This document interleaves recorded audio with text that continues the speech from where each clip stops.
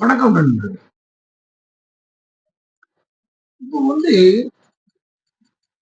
49வது அதிகாரத்துல காலம் அறிதல் அப்படிங்கிற அந்த அதிகாரத்துல முதல் குறள் 481. இதை நாம இப்ப பார்ப்போம். இப்போ 482. இந்த 482ல வள்ளுவர் என்ன சொல்றாருன்னா, பருவத்தோடு ஒட்ட ஒழுகல்.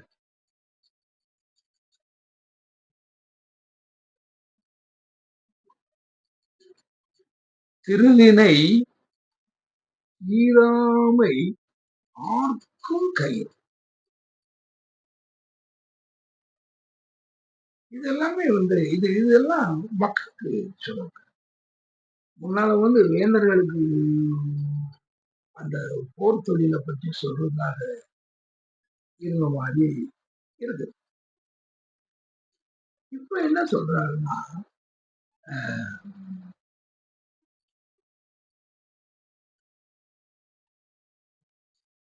பருவத்தோடு ஒட்ட ஒரு காலத்தை ஒட்டி எந்த காலத்துல எதை செய்யணுமோ அதை செய்ய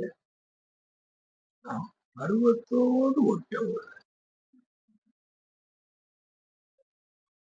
அது என்னவா திருவினை திருவினை திருவினைங்கிறது நம்முடைய செல்வம். திருவினை தீராமை ஆர்க்கும் கை.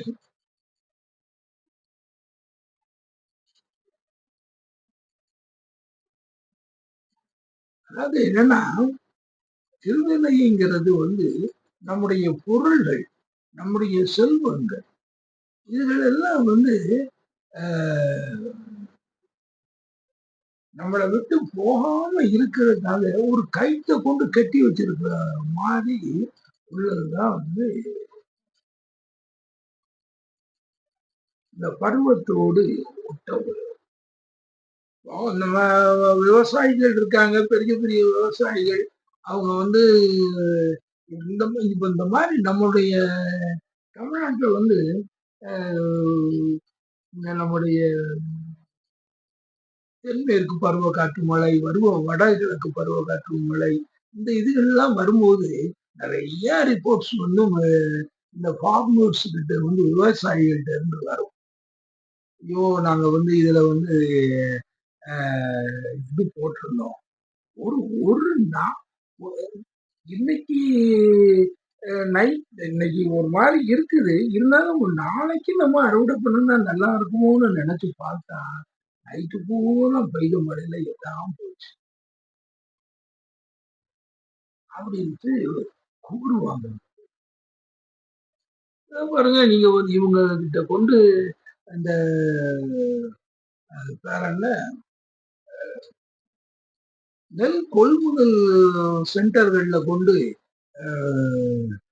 நம்ம அறுவடை பண்ணி அதை நெல்லாக்கி அதை மூட்டையாக்கி எல்லாத்தையும் வச்சு கொண்டு போய் அவங்க கிட்ட கொடுத்தோம்னா, இவன் என்ன சொல்லி விடுறான் நம்ம கிட்ட வந்துக்கிட்டு, இல்ல எனக்கு ஏற்கனவே நிறைய இருக்கு, அதனால இப்ப முடியாது, நீங்க போயிட்டு ஒரு 2 நாள் கழிச்சு வாங்க அப்படின்னு சொல்லி, கடைசியில அந்த 2 நாள் கழிச்சு பார்க்கும்போது அதுல இந்த மழை பெய்து எல்லாத்தையும் அந்த நெல் மூட்டைகள் எல்லாம் மிகப்பெரிய நஷ்டத்தை உருவாக்கி.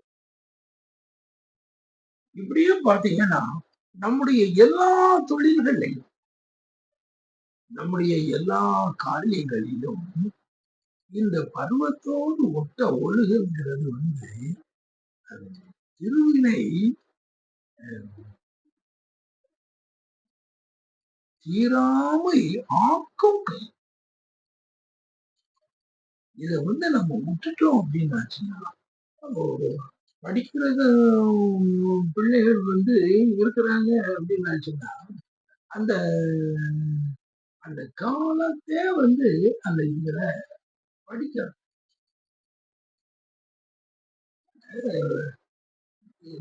உனக்கு வந்து எக்ஸாம் வந்து இன்னொரு 2 நாள்ல இருக்குன்னா, அந்த 2 நாளைக்கு முன்னாலேயே நீ வந்து படிக்கணுமா வேண்டாமா? இல்ல அது வந்து படிச்சுக்கலாம். அதெல்லாம் வந்து ஒண்ணும் இல்ல. இன்னும் 1 நாள் இருக்கு. இன்னும் 1/2 நாள் இருக்குன்னு இப்படியே சொல்லிட்டு இருந்தா, கடைசில வந்துட்டு அ காய்ச்சல்ல விழுந்ததுன்னா, முந்தான நாள் நைட்ல எக்ஸாமே காலியா இவன நம்ம என்னத்த சொல்ல? அப்போ எ எதையும் வந்து காலத்தே செய்யணும்.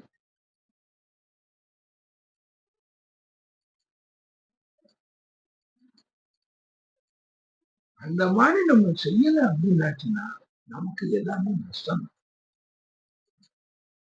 சரி, எல்லா வகைகள்லயும் நீங்க பார்த்தீங்க அப்படின்னாச்சுன்னா, நாம வந்து அந்த பருவத்தோடு ஒட்ட ஒழுகல் இதுகள வந்து நாம நமக்கு இல்லையா? அதுகளை எல்லாம் நாம வந்து கவனித்து இருக்கணும். சும்மா வந்துகிட்டு எல்லாம் நடந்துரும். நம்ம அப்படி சமாளிச்சிடலாம், இப்படி சமாளிச்சிடலாம். அப்படிலாம் வந்து இருக்கக்கூடாது. எதையும் வந்து நாம அத முன்னாலேயே ப்ரிப்பேர் பண்ணி, முன்னாலேயே அதற்கு ரெடியாக வந்து நாம் இருக்கணும்.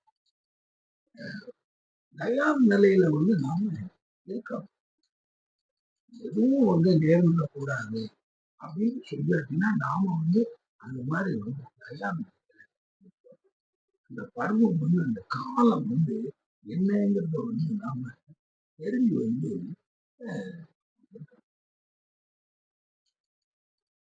இதுதான் வந்து நீங்க இப்போ பாத்தீங்கன்னா நிறைய விஷயங்கள் வந்து இதுல வந்து நம்ம சொல்லலாம். இதெல்லாம் உதாரணங்கள் உதாரணங்கள் வந்து உலகத்துல எவ்வளவோ இருக்கு. என்னப்பா இந்த மாதிரிலாம் காரியம் செய்துட்டீங்களே அப்படின்னு சொல்லக்கூடிய அளவுக்கு நிறைய நாம இந்த காலத்தை வந்து உணராம எல்லாத்தையும் கோட்டை அதுதான் வந்து அப்படி செய்யக்கூடாது.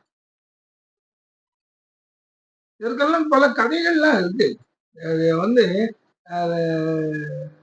நல்ல பேச்சாளர்கள் எல்லாம் வந்து இதுகளுக்கு வந்து நல்ல கதைகளை தேர்ந்தெடுத்து வச்சிருக்காங்க. இன்னும் அதுக்கு வந்து நம்ம இன்னும் கொஞ்சம் தயார் ஆக வேண்டியது. அந்த மாதிரி நேரங்கள்ல வந்து இதுகளுக்கு வந்து ஒரு கதையா நம்ம சொல்லணும்னா அதை கேட்கறதுக்கு வந்து அதனுடைய அர்த்தங்கள் வந்து நமக்கு வரும். இதுல இருந்து புராண கதைகள் இருக்கு, சமூக கதைகள் இருக்கு, அரசியல் கதைகள் இருக்கு. அது அந்த அரசியல் கதைகள் எல்லாம் நாம எடுத்து நம்ம பார்த்தோம் அப்படின்னாச்சுன்னா, அதுல வந்து எவ்வளவோ இருக்கு. பருவத்தோடு ஒட்ட ஒழுகல் அப்படிங்கிறது வந்து அரசியல் ரீதியா வந்து எவ்வளவோ மாற்றங்கள உருவாக்கியிருக்கு. உதாரணத்துக்கு சமீபத்துல ஒரு 2, 3 நாளைக்கு முன்னால அந்த முதல்வர் ஸ்டாலின் அவர்கள் அ திடீர்னு வந்து ஒரு 2, 3 நாளைக்கு முன்னால வந்து பெண்கள்லாம் காலையிலேயே வந்து அவங்களுடைய சனிக்கிழமை காலையில வந்து பெண்கள்லாம் கண் முழிச்சு எழும்பும்போது அவங்களுக்கு அந்த ஒவ்வொருடைய பேங்க் பாஸ்போர்ட்லையும் 5,000 ரூபாய் என்ட்ரி ஆயிருக்கு. எல்லாருக்கும் ஒரே தெரியாம தெரியாம போட்டாங்க. என்ன அப்படின்னாச்சுன்னா அவரு அதுல வந்து அந்த காலத்தினுடைய முக்கியத்துவத்தை உணர்ந்ததுனால அவர் வந்து அது என்ன இது யாருக்குமே தெரியாது. மக்கள் மத்தியில வந்து இது இப்படிப்பட்ட ஒரு காதும் காதும் வைத்தா போல ஒரு கதையை முதல்வர் வந்து அதை நடத்திட்டு இருக்காருங்கிறது கடுகளவு கூட கசியல. எந்த எந்த குவார்டர்ஸுக்கும் அது தெரியாது. ஏன் எல்லாம் இந்த அவங்களுடைய செக்ரட்டேரியட்ல இருந்து என்னென்ன காரியங்களை எப்ப எப்ப செய்து அதுக்கு பணத்தை வந்து உருவாக்கி அதற்கு பணம் வந்து வேணும்ல. அந்த பணத்தை வந்து அதற்குரிய வழியை கண்டுபிடிச்சு அந்த பணத்தை வந்து அவங்க அந்த அதுக்கு எடுத்து. ஏன்னா அரசியல்ல வந்து இன்னைக்கு அந்த போட்டி இருக்கு. இவங்க வந்து 1000 ரூபாய் வந்து பெண்களுக்கு கொடுக்கறத எப்படியும் நிப்பாட்டிடணும்னு வந்து நினைக்காங்க எதிர்கட்சியினர். எதிர்கட்சியினர்னா மத்திய அரசாங்கம் சும்மாவே வந்து ஒண்ணு கொடுக்காம இவங்களை கட்டடிய வச்சுக்கிட்டு இருக்காங்க. அப்போ அப்படி இருக்கிறதுனால இது எப்படி வந்து முடிஞ்சதுன்னு அது தெரியல. எப்படி வந்து இது வந்து கசியாம போச்சு. அப்போ அந்த இந்த ஒரு விஷயத்தை வந்து திட்டமிடும் பொழுது கவனம் வந்து எவ்வளவு முக்கியம். இன்னைக்கு வந்து இந்த இடத்துல கொடுக்க மேல வந்துட்டு முன்பணமா வேற கொடுக்க வேண்டியது. அதுக்கப்புறம் எக்ஸ்ட்ரா கொஞ்சம் கொடுக்க வேண்டியது. அப்படிங்கும்போது அப்ப அதுகளுக்கு ஜஸ்டிபிகேஷன் எல்லாம் பார்த்து எடுத்து செய்து அதுல வந்து எல்லாரும் ஆச்சரியப்பட்டு அப்படியே திகைச்சு போய் நிற்கும்போது முடிஞ்சது. காலையில போட்டாச்சு. இவங்க என்ன பண்ண யாரு வந்து எங்க போய் வந்து கோர்ட்ல கேஸ் போட வைக்க. அப்போ காலத்தை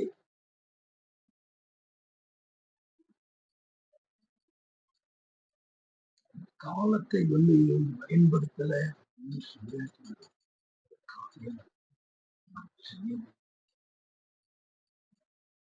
அதுதான் வந்து சரி. இன்னும் அடுத்த ஆள என்ன சொல்றாரு. அதுவரை நன்றி கூறி விரைவு.